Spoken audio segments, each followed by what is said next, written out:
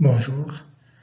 Donc durant cette séance, je vais essayer de traiter la deuxième partie de la série numéro 3 et qui porte sur les transitions gamma.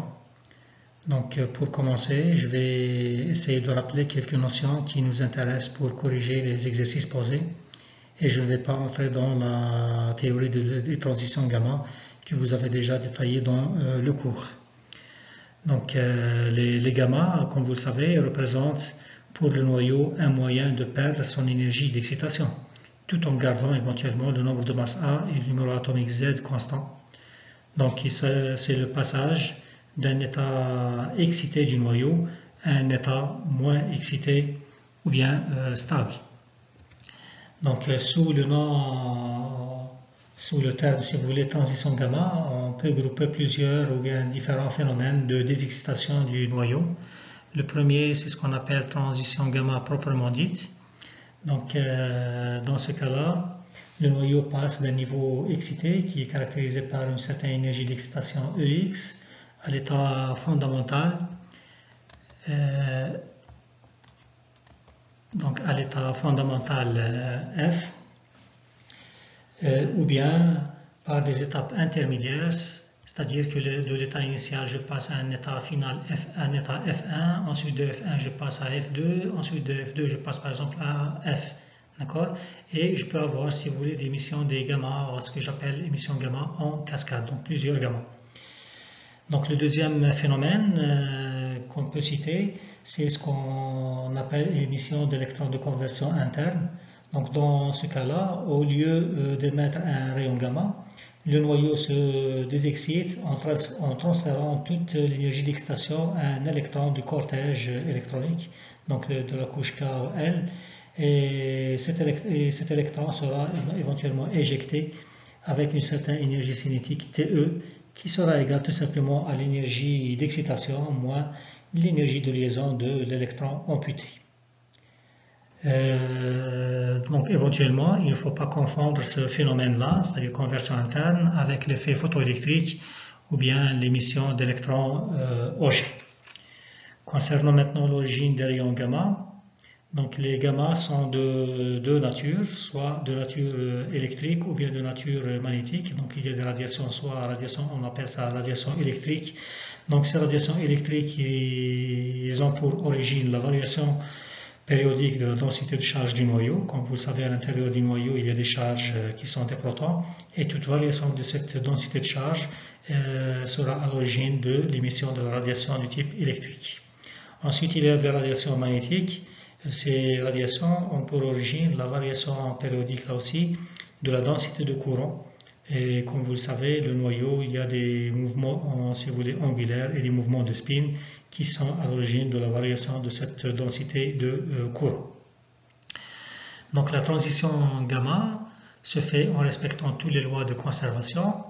Et je rappelle ici, je peux parler de la conservation de l'énergie. Donc dans ce cas-là, par exemple, si j'écris la conservation de l'énergie, je vais avoir mxc carré plus l'énergie d'excitation, parce que ce noyau-là est à l'état excité.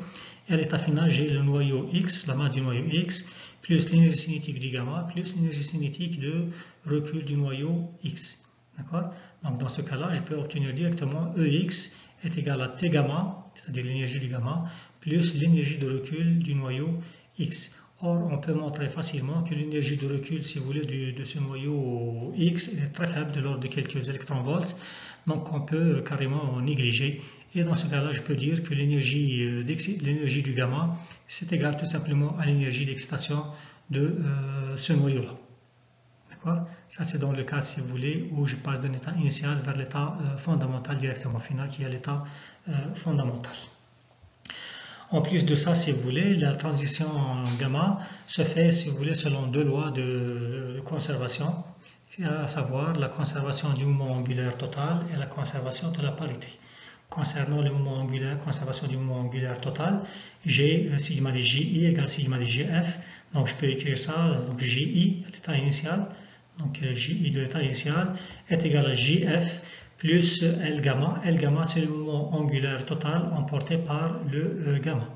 D'accord? Donc L gamma, c'est tout simplement le mouvement angulaire angulaire, le moment angulaire orbital plus le moment angulaire de spin.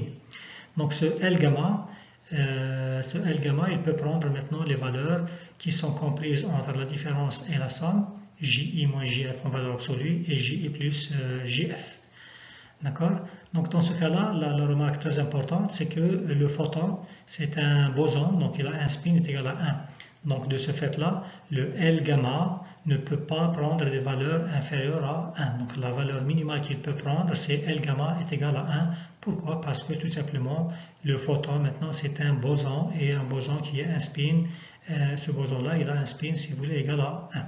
Donc la valeur minimale de L gamma égale à 1. Si je trouve L gamma égale 0, donc c'est une transition interdite, ne peut pas se faire.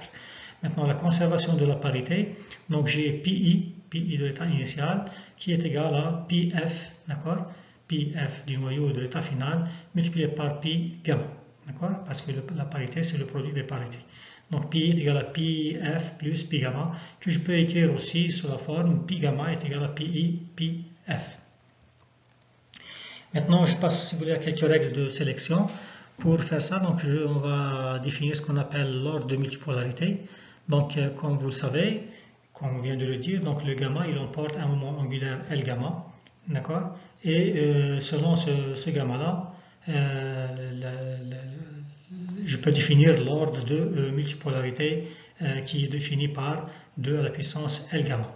Sachant que, comme j'ai dit, les transitions gamma sont de nature soit électrique, comme je viens de le dire, ou bien de magnétique ML. Donc l'ordre de multipolarité c'est 2 à la puissance L. Par exemple, si L gamma est égal à 1, donc je vais avoir 2 à la puissance 1 égale 2. Donc c'est une transition dipolaire. Donc ça peut être électrique ou bien magnétique. D'accord? Selon, si vous voulez, la parité qu'on va... tout dépend, si vous voulez, de la parité qui est différente selon qu'on a une transition, si vous voulez, électrique ou bien magnétique, comme on va le voir juste après. Donc si L gamma égale 2, donc je vais avoir 2 à la puissance 2 égale 4, donc c'est une transition quadripolaire, électrique ou bien magnétique. Si L gamma égale 3, donc je vais avoir 2 à la puissance 3 égale 8, donc c'est octopolaire, électrique, donc c'est une transition octopolaire, électrique ou bien magnétique. D'accord? Donc voilà, si vous voulez, pour l'ordre de multipolarité. D'accord? Donc l'ordre de multipolarité, il est défini par le L gamma. Donc il est égal à 2 à la puissance L gamma. Donc si je connais L gamma, je peux déterminer l'ordre de multipolarité. Maintenant, en ce qui concerne les transitions électriques, donc dans ce cas-là, si vous voulez, j'ai dit on distingue les deux, c'est-à-dire les gammas de type de nature électrique ou bien de nature magnétique. Donc les gammas qui sont de nature électrique, on les note EL, ils sont caractérisés par le pi gamma.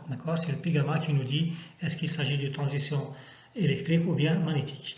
Donc si pi gamma qui est égal à pi pf, il est égal à moins 1 à la puissance L gamma plus 0, dans ce cas-là, la transition est dite de type de nature électrique. Si maintenant le pi gamma est égal à moins 1 à la puissance L gamma plus 1, ou bien si on veut le dire, c'est-à-dire pi gamma est égal à moins 1 à la puissance L, ce que je préfère l'écrire sous cette forme, moins 1 à la puissance L gamma plus 1. Donc là, dans ce cas-là, la nature de ce gamma-là est magnétique. D'accord? Donc, moi, je préfère toujours l'écrire sous cette forme, c'est-à-dire la parité, PIF est égal à moins 1 à la puissance L gamma plus 0. Donc, si je vois 0 ici, donc c'est électrique. Si je vois 1 ici, c'est magnétique. D'accord? Donc, une autre règle, si vous voulez, de sélection qui est très importante, on a vu que, si vous voulez, que le L gamma, il peut prendre les valeurs entre la différence et la somme, d'accord? JI moins JF en valeur absolue et JI plus JF. Donc la règle de sélection, il nous dit que le L gamma la plus probable, c'est le gamma qui sera émis, il sera émis avec le L gamma la plus petite, d'accord? Le moment angulaire L gamma le plus petit, d'accord? Et dans ce cas-là, ça définit, si vous voulez, l'ordre de multipolarité. Donc L gamma, il sera toujours égal à L gamma égale JI moins JF égale delta J, d'accord? Et ceci si JI est différent de JF. D'accord? Parce que si JI égale JF et qu'ils sont différents de 0, vous voyez que delta J dans ce cas-là, ou bien L gamma, ça va être égal à 0. Et on avait dit le gamma ne peut avoir un moment angulaire L gamma égale 0. Le minimum, si vous voulez, c'est 1. D'accord? Donc je passe directement à L gamma qui vient juste après. D'accord? C'est-à-dire je suis obligé de prendre L gamma égale à 1 et non pas 0. D'accord? Et maintenant, si J égale JF égale 0, donc dans ce cas-là, je peux dire qu'on n'a pas de transition gamma. Donc on va faire un petit exemple. Je prends cette transition 3 plus vers 1 moins. Donc vous voyez que delta J ou bien L gamma, il peut prendre les valeurs entre la différence, c'est-à-dire 2, et la somme c'est 4. Donc ça veut dire que L gamma peut prendre les valeurs 2, 3 et 4. Donc la règle de sélection, il me dit il faut prendre L gamma minimale. Donc L gamma est égal à 2. Donc je prends la valeur 2 qui est la première. D'accord? Donc voilà. Donc si j'ai L gamma égale 2, donc je peux dire maintenant, je peux définir l'ordre de multipolarité. Donc c'est 2 à la puissance L gamma. Donc c'est 2 à la puissance 2, c'est 4. Donc c'est une transition quadripolaire. D'accord? Maintenant, essayons de déterminer s'il est magnétique ou bien électrique. J'ai dit ça sera défini à partir de la parité. Donc si je regarde ici, donc Pi, Pf qui est égal à pi gamma. Donc Pi c'est 3, Pf c'est moins. Donc 3 plus fois moins, ça me donne moins 1. D'accord? Donc pi gamma est égal à moins 1. Donc j'écris la parité, c'est moins 1 à la puissance L gamma. D'accord? L gamma dans le cas que nous avons trouvé ici, L gamma égale 2. Donc moins 1 à la puissance 2, ça va me donner plus 1. Donc moins 1 n'est pas égal à plus 1. Donc automatiquement, je dois mettre ici 1, plus 1. D'accord? Donc moins 1 à la puissance 2 plus 1, c'est-à-dire 3, est égal à moins 1. Donc là, je vois le 1, donc c'est une transition magnétique. Donc résultat final, donc je peux dire c'est une transition quadripolaire magnétique. Voilà, donc après ça, je peux passer maintenant aux différents exercices. D'accord? Vous voyez que le L gamma définit l'ordre de multipolarité et le 1 que j'ai ici ou bien le 0, il définit, si vous voulez, la nature magnétique ou bien électrique. D'accord? Voilà, donc je passe, si vous voulez, à l'exercice numéro 1 qui concerne la transition gamma.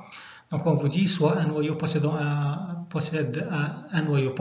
un état fondamental Jp égale 1 demi plus et des niveaux excités avec les Jp égale 9 demi plus, 3 demi moins et 5 demi plus dans l'ordre des énergies croissantes. Établir le diagramme des niveaux et déterminer quelles sont les transitions gamma les plus probables pour chaque niveau. D'accord? Donc là, nous avons deux questions. La première question, c'est le schéma de niveau, d'accord, ou bien diagramme de niveau, comme on doit le tracer. Et la deuxième question, c'est la nature des différentes transitions qu'on puisse avoir. D'accord? Donc la première question, c'est le schéma de niveau. Le schéma de niveau, c'est toujours les niveaux, si vous voulez, la variation, si vous voulez, des niveaux en fonction de l'énergie d'excitation. Donc le niveau fondamental, il sera pris comme étant l'énergie d'excitation 0, d'accord? Et plus on augmente en énergie d'excitation, plus les niveaux, si vous voulez, vont augmenter un sur l'autre, d'accord? Par exemple, si je prends par exemple, ça c'est l'état fondamental, il sera caractérisé par, c'est ce qu'on me dit, le premier niveau excité est caractérisé par Jp égale 1 demi plus, d'accord? Donc ça c'est l'état fondamental et qui sera caractérisé par Jp égale par l'énergie d'excitation égale 0. Maintenant si je passe au niveau, le premier niveau excité, d'accord? Vous voyez que ce niveau-là, il est caractérisé par un moment angulaire parité Jp égale 9 demi plus. Et il est caractérisé par une certaine énergie d'excitation qui est supérieure à 0. Vous voyez que ici j'ai le 0, ici j'ai EX1. C'est l'énergie d'excitation EX1 qui est supérieure à 0. Donc vous voyez que j'augmente en énergie. Plus j'augmente, plus l'énergie d'excitation augmente. Donc je passe au deuxième niveau excité. D'accord? Vous voyez que ce niveau-là, c'est le niveau 3,5 moins. D'accord? C'est pas plus, donc c'est 3,5 moins. D'accord? Et caractérisé par une énergie d'excitation EX2. D'accord? Et le dernier niveau maintenant, c'est le troisième niveau excité. Il est caractérisé par une certaine énergie d'excitation, si vous voulez, qui est EX3, d'accord? Qui est supérieure. Donc, si vous constatez bien, ici j'ai 0, EX1 inférieur à EX2, EX2 inférieur à EX3, d'accord? Donc ça c'est le schéma de niveau. Donc le niveau fondamental, c'est le niveau le plus bas. Premier niveau excité, celui qui vient juste après. Deuxième niveau excité, c'est celui qui vient par la suite. Et troisième niveau excité, c'est celui qui est le plus haut dans ce cas-là. D'accord? Donc voilà, si vous voulez, le schéma de niveau. Donc il est fait de cette manière-là. Donc vous voyez que vous avez l'énergie, donc c'est les niveaux en fonction de l'énergie d'excitation. Ça c'est 0. Et ici on augmente, donc on va tout en augmentant en énergie. Maintenant la deuxième question, les différents gammas qu'on puisse avoir. D'accord? Donc je peux tracer tous les cas possibles. Donc la transition, ça, c'est toujours du haut vers le bas. Donc je ne peux pas avoir une transition du 3,5 vers 5,5 plus. D'accord? Donc ça, c'est impossible. D'accord? Donc là, je vais par exemple avoir ce gamma. Je peux avoir celle-là, 5,5 vers 9,5, 5,5 vers 1,5. D'accord? Maintenant, je passe, si vous voulez, au niveau 3,5 et je vais descendre en bas. D'accord? Donc je ne peux pas monter. Je peux pas monter en haut. Donc 3,5 plus ne peut pas aller à 5,5 plus. Ensuite, il peut aller vers le niveau 1,5. D'accord? Il me reste maintenant la désexcitation, si vous voulez, de ce niveau vers celui-là. Et voici tous les gammas, si vous voulez, qui sont possibles. D'accord? Reste maintenant à déterminer la nature de ces différents gammas. D'accord? Donc je commence, par exemple, je commence par le premier, donc 5,5 vers 3,5 moins. Donc ça c'est 3,5 moins, pardon. Donc 5,5 plus vers 3,5 moins.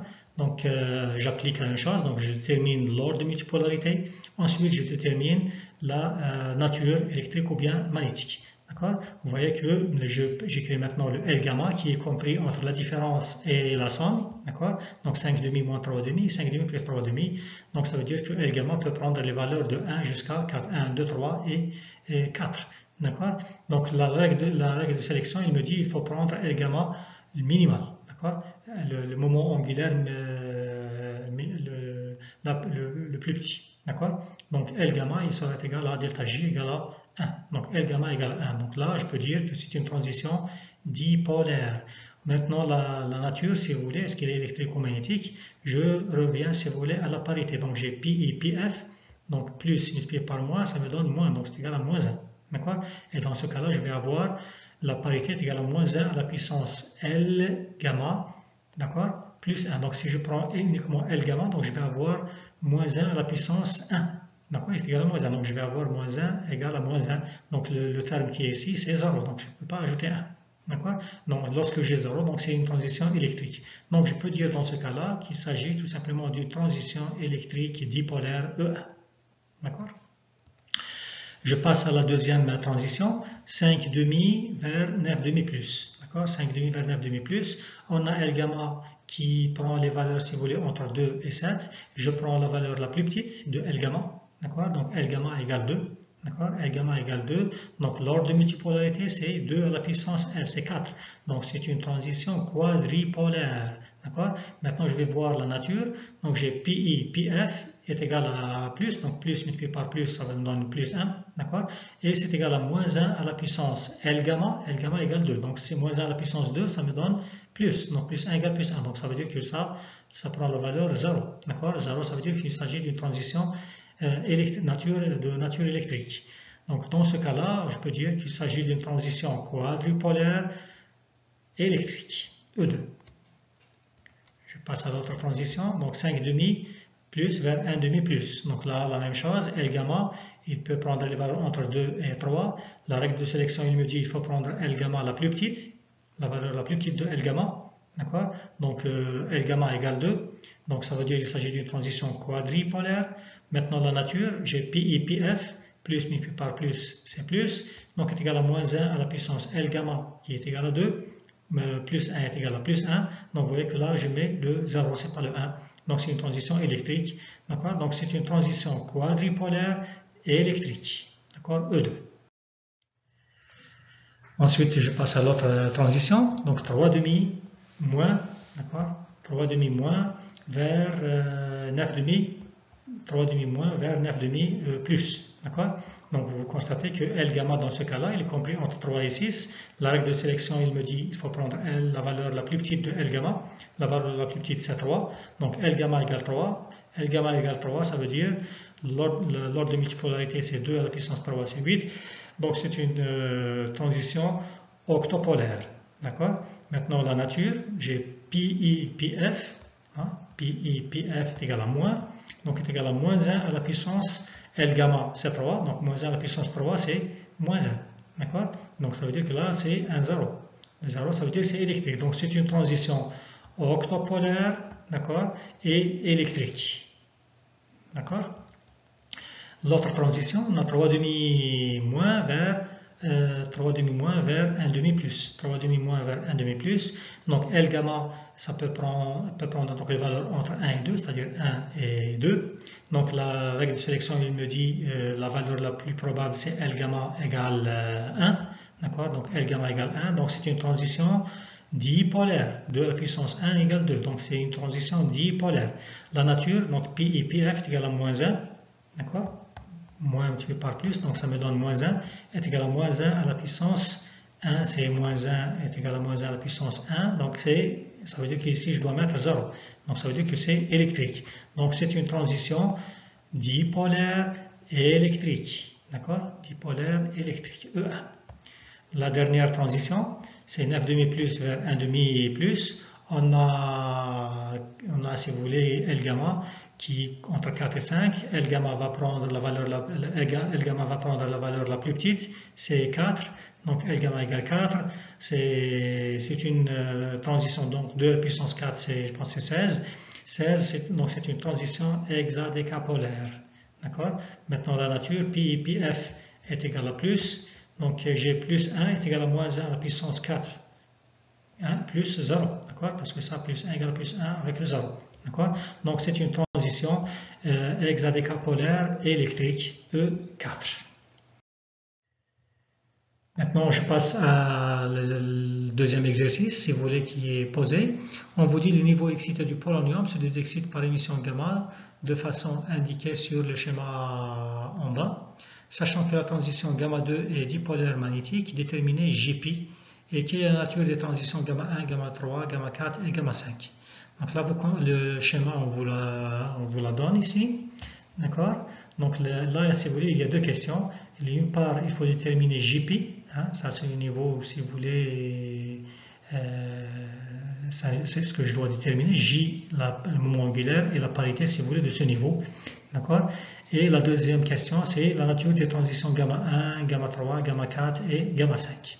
D'accord? Donc, commençons par déterminer Jp, sachant que ce gamma 2 qui va de là, de J à 0, est une Jp R 0 plus, c'est une transition dipolaire magnétique. Dipolaire magnétique, c'est M1. D'accord? C'est pas M2, c'est M1. D'accord? Ça veut dire que dans ce cas-là, L gamma est égal à 1. D'accord? Et donc L gamma est égal à 1. D'accord? Puisqu'elle est magnétique, donc si j'écris maintenant la parité, la conservation de la parité, donc Pi, donc pour moi c'est Pi, multiplié par Pf, c'est-à-dire le plus, d'accord, est égal à moins 1 à la puissance 1, parce que L gamma est égal à 1, et puisqu'on me dit magnétique, ça veut dire que je dois ajouter 1 ici, donc est égal à moins 1 à la puissance 1 plus 1, c'est-à-dire à la puissance 2, donc c'est égal à plus 1. D'accord?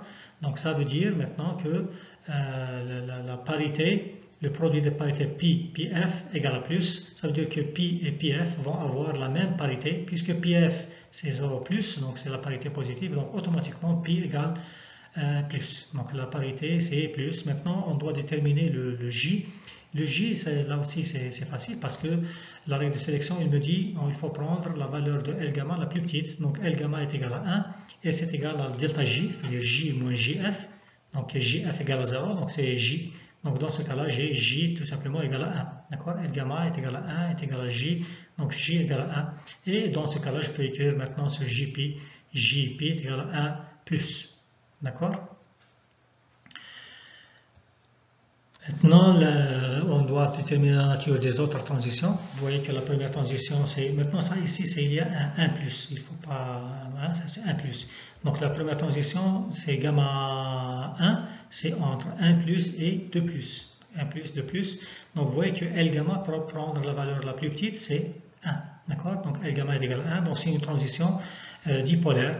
Maintenant, la nature, j'ai Pi et Pf est égal à plus. Donc j'ai plus multiplié par plus, donc c'est égal à plus 1, est égal à moins 1 à la puissance L gamma qui est égal à 1. Vous voyez que plus n'est pas égal à moins 1 à la puissance 1. Donc on est obligé d'ajouter le 1.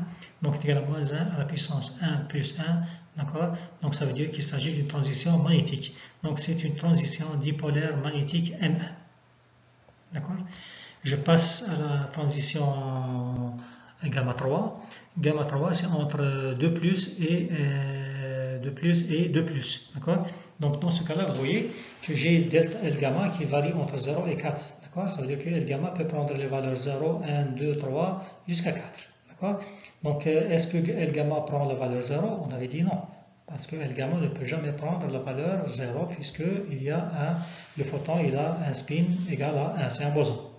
D'accord? Donc L gamma égale 0 n'est pas possible. Donc je prends juste la valeur qui vient juste après. Donc c'est 1. Donc 0, 1, 2, 3 jusqu'à 4. Je prends le 1.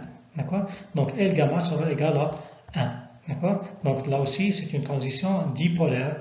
Et le produit de parité pi et pi f est égal à plus 1. D'accord? Pi et pi f plus. Donc ça me donne plus. Est égal à moins 1 à la puissance L gamma, c'est 1, d'accord? Donc je ne peux pas avoir est égal à moins 1 à la puissance 1, d'accord? Donc je suis obligé d'ajouter le 1, et si j'ajoute le 1, c'est une transition maintenant magnétique, d'accord? Donc c'est une transition dipolaire et magnétique parce que j'ai 1 ici, d'accord? M1. Prenons maintenant l'autre transition de 2 plus vers 0 plus. Donc cette transition-là, gamma 4. Donc cette transition-là, vous voyez que L gamma, il est comprise entre la différence et la somme. Donc L gamma, dans ce cas-là, est égal à 2. D'accord? Donc il n'a pas d'autre valeur à prendre. Donc il va prendre la valeur L gamma égale à 2.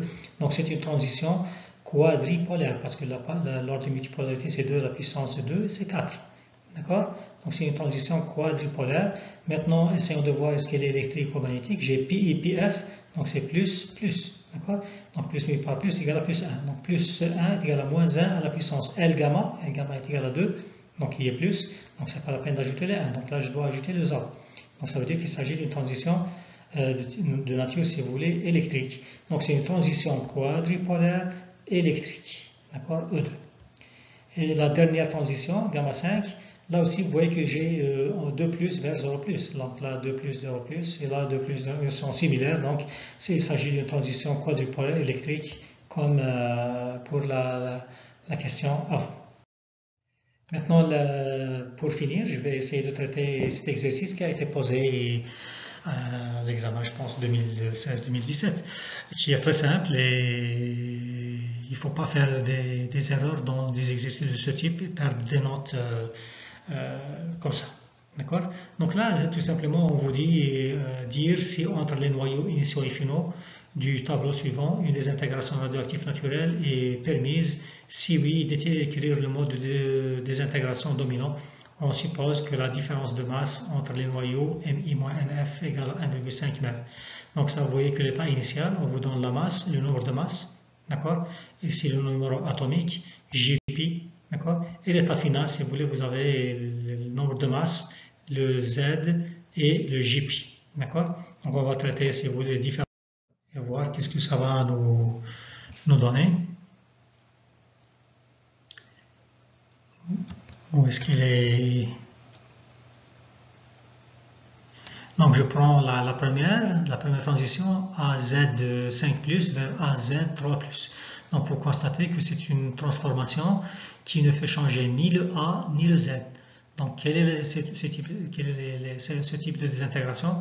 Donc là c'est la seule qui ne fait pas changer le Z et le A, c'est la transition gamma. Donc c'est une transition gamma énergétiquement possible, donc entre 5 plus et 3 plus. D'accord? Donc la nature maintenant de ce gamma là, donc transition gamma 5 plus 3 plus. Donc si j'écris comme ce qu'on a fait avant, donc L gamma est compris entre 2 et 8. D'accord? Donc je prends selon la règle de sélection, je prends L gamma, la valeur la plus petite de L gamma, donc L gamma égale à 2. Donc c'est une transition quadripolaire. Maintenant, la nature, est-ce qu'il est électrique ou magnétique? Je regarde la parité, Pi, Pf est égal à plus 1, est égal à moins 1, à la puissance L gamma, plus 0, donc moins 1 à la puissance 2, donc ça me donne plus 1, donc ça veut dire que là, si vous voulez, j'ai le 0, donc ça veut dire qu'il s'agit d'une transition électrique. Donc là, je peux dire qu'il s'agit d'une transition quadripolaire électrique E2. Je prends la suivante. on vous dit vous avez un noyau A Z2+ vers un noyau A Z-1 de moins. Donc c'est une transition isobarique qui fait diminuer le Z. Donc il s'agit d'une désintégration bêta plus, d'accord, et entre 2+ et 2-. D'accord? Donc c'est une transition, comme j'ai dit, bêta plus. Il est énergétiquement possible parce que la différence de masse, l'énergie de masse est supérieure à 1,022 MeV. Et là maintenant, pour déterminer, si vous voulez, le type de cette transition, on a, si vous voulez, delta J qui est égal à L bêta plus S bêta, qui est comprise entre la somme et la différence, c'est-à-dire 2 moins 2 et 2 plus 2. Donc ça veut dire que delta J peut prendre les valeurs 0, 1, 2, 3 jusqu'à 4. D'accord? Et j'ai pi est égal à moins pi f dans ce cas-là. D'accord? Le 2 moins vers 2 plus vers 2 moins. D'accord? Donc pi est égal à moins pi f. Donc automatiquement dans ce cas-là, pi moins pi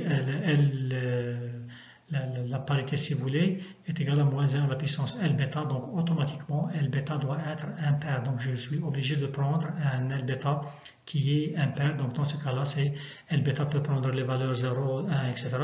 Donc 0, ça ne marche pas parce qu'il n'est pas impair. Donc je prends la valeur L bêta est égal à 1. Donc dans ce cas-là, pour voir si vous voulez s'il est de type, si L bêta est égal à 1, ça veut dire qu'il s'agit tout simplement d'une transition interdite du premier ordre. Essayons de voir s'il est permise de type, il est interdit de type Fermi ou bien Gamow-Teller. Donc je vais prendre maintenant la première valeur de delta J. Delta J est égal à 0. Ça veut dire que delta J est égal à 1. Delta J égale 0, ça ne marche pas parce que je ne peux pas avoir L bêta est égal à 1. Donc delta J est égal à L bêta plus S bêta. Si L bêta est égal à 1, donc ça veut dire que delta J doit être supérieur ou égal à 1 au minimum. Donc delta J est égal à, je prends la première valeur, delta J égale à 1. D'accord? Donc dans ce cas-là, delta J égale 1 égale L bêta plus S bêta. Ça veut dire que L bêta est égal à 1, donc automatiquement S bêta égale à 0. Donc 1 est égal à 1 plus 0. Donc ça veut dire, puisque S bêta égale 0, ça veut dire qu'il s'agit d'une transition interdite du premier ordre type Fermi. D'accord? Donc ça c'est une remarque importante.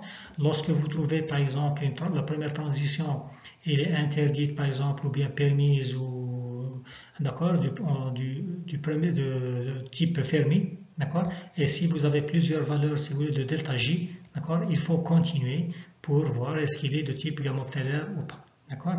Et si vous trouvez la première transition, par exemple, est interdite et la première transition est Gamow-Teller, donc ce n'est pas la peine de continuer. D'accord? Une fois que vous trouvez Fermi, essayez de voir Gamow-Teller. Si vous trouvez Gamow-Teller en premier, donc ce n'est pas la peine d'aller voir c'est pas la peine, si vous voulez, d'aller voir autre chose. D'accord? Donc là, par exemple, j'ai trouvé la première, si vous voulez, de type Fermi. D'accord? Donc je peux voir maintenant est-ce qu'elle est de type Gamow-Teller. Donc je dois prendre delta J égale 2. D'accord? Donc si je prends delta J égale 2, donc delta J égale 2 égale L bêta plus S bêta. Donc L bêta, il est toujours égal à 1. D'accord? C'est ce qu'on avait dit ici. Donc automatiquement, S bêta dans ce cas-là sera égal à 1. Donc j'ai L bêta égale 1, S bêta égale 1. Ça veut dire qu'il s'agit d'une transition interdite du premier ordre type Gamow-Teller. D'accord? Donc dans ce cas-là, j'ai une transition interdite du premier ordre type Fermi plus Gamow-Teller. D'accord? Je passe à l'exercice, si voilà l'autre transition. Donc j'ai AZ vers A-1, Z-1, donc 1 demi moins vers 3 demi plus. Donc là, vous constatez, j'ai un changement de A, ça veut dire qu'il ne s'agit pas de transition bêta, ce n'est pas une transition isobarique, et j'ai un changement de Z. D'accord? Donc dans ce cas-là, ce n'est ni une désintégration bêta moins, ni une désintégration alpha, ni une désintégration gamma. Donc dans ce cas-là, il y a tout simplement un proton qui est sorti, si vous voulez, du noyau. D'accord? Ça veut dire que le noyau a perdu un proton. D'accord? Donc ça c'est, si vous voulez, donc ce type de désintégration de protons, pratiquement dans ce cas-là, si vous voulez, énergétiquement, il est impossible parce qu'on vous dit mx, m initial moins m final, c carré, est égal à 1,5. Et dans ce cas-là, si j'ai un proton, ça veut dire que mi, au moins, le minimum, c'est m initial moins m final, c carré, doit être, si vous voulez, supérieur à la masse du proton, qui est de l'ordre du GeV. D'accord? Donc dans ce cas-là, c'est impossible. Donc c'est une transition qui est impossible. D'accord? Je passe, si vous voulez, la transition suivante. Donc j'ai AZ qui va me donner AZ-1. Donc là, c'est une transition isobarique qui diminue le Z. Donc c'est une désintégration en bêta plus. D'accord, énergétiquement possible parce que c'est supérieur, l'énergie est supérieure à 1,022 MeV. D'accord, maintenant on va essayer de voir le type de cette désintégration. Donc j'ai la même chose ici, j'ai delta J comme on a fait avant, donc delta J qui est égal à L bêta plus S bêta, qui est comprise entre la somme et la différence, donc il peut prendre les valeurs 3 et 4. Et la parité, je constate que le produit de PI est égal à moins PF. D'accord? Donc si PI, PF est égal à moins 1, ça veut dire que L moins 1 à la puissance L bêta doit être égal à moins 1, ça veut dire que L bêta est obligatoirement impair. Donc la seule valeur que je peux prendre, c'est L bêta égale 3. Donc vous voyez que si je prends 1, ça ne marche pas parce que je ne peux pas, j'ai dit delta J est égal à 3, donc je ne peux pas prendre L bêta égale 1. Donc dans ce cas-là, on doit avoir S bêta égale 2 qui n'existe pas. D'accord? Donc je ne peux pas prendre la valeur ni 0, ni 1, d'accord, ni 2, parce que ça doit être impair. Donc je suis obligé de prendre L bêta égale 3. Donc, donc L bêta égale à 3, donc c'est une transition interdite du troisième ordre. D'accord? Maintenant, il faut voir maintenant le type, est-ce qu'il est Fermi ou bien Gamow-Teller. Donc, si je prends delta J égale 3, la première valeur, L bêta plus S bêta égale à 3, donc L bêta égale 3, donc ça veut dire que S bêta égale 0. Donc, c'est une transition interdite du troisième ordre type Fermi. Vous voyez que dans ce cas, j'ai la première transition, c'est le troisième ordre du type Fermi, et j'ai une autre valeur qui reste, c'est-à-dire le 4, donc je peux voir avec le 4, et je suis obligé que je dois avoir, de trouver le type Gamow-Teller également. Donc je prends L gamma est égal à 4, d'accord? Donc si je prends L gamma égale 4, delta J est égal à 4 est égal à L bêta. L bêta c'est toujours 3, d'accord? C'est impair, donc L bêta égale 3 plus S bêta, donc 4 égale 3 plus 1. D'accord? Donc ça veut dire que S bêta égale 1, et dans ce cas-là, j'ai une transition interdite du troisième ordre type Gamow-Teller. D'accord? Donc le résultat final, il s'agit d'une transition interdite du troisième ordre type Fermi plus Gamow-Teller. D'accord? Je passe maintenant à l'autre transition. J'ai une transition AZ0- vers AZ plus 1, 0-. D'accord? C'est une transition qui augmente le Z, donc il s'agit d'une désintégration bêta-. Et énergétiquement, il est impossible parce que mx c carré moins my c carré supérieur à 0. D'accord?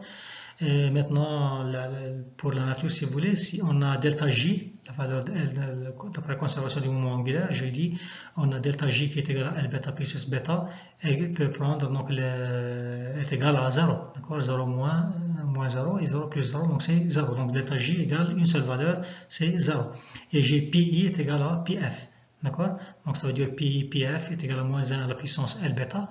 L bêta est pair, donc L bêta obligatoirement il doit être pair, d'accord, parce que le produit des parités est plus, donc moins 1 à la puissance 0, ça me donne plus. Donc automatiquement, L bêta prend la première valeur qui est 0. D'accord?